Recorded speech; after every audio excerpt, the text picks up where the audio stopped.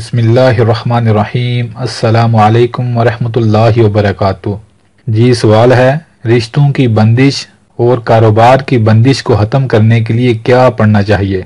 मेरे भाइयों और बहनों, हर किस्म की बंदिश और रुकावट को ख़त्म करने के लिए बड़ा बेहतरीन और कई लोगों का जमाया हुआ वजीफा है ये।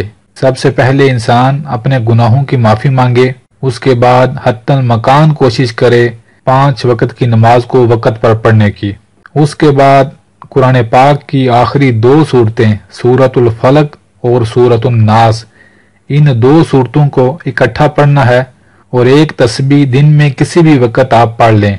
चंद हफ्ते आप इस अमल को कंटिन्यू और रेगुलर करते रहें।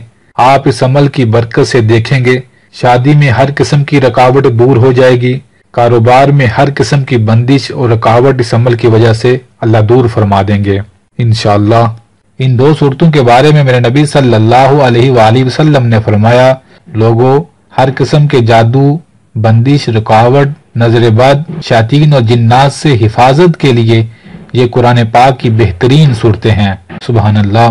मेरे भाइयों, कुरान की इन 2 सूरतों से दोस्ती लगाएं, इन्हें अपनी जिंदगी का साथी बना लें। हर किस्म की बंदिश, हर किस्म की रुकावट, चाहे वो शादी में है, चाहे वो कारोबार में है, चाहे वो किसी भी मामले में है, आप देखेंगे इन 2 सूरतों की बरकत से अल्लाह हर किस्म की रुकावट को दूर फरमा देंगे। अल्लाह हम सब को अमल की तौफीक अता फरमाए और अल्लाह हम सब की इन चीजों से हिफाजत फरमाए। आमीन।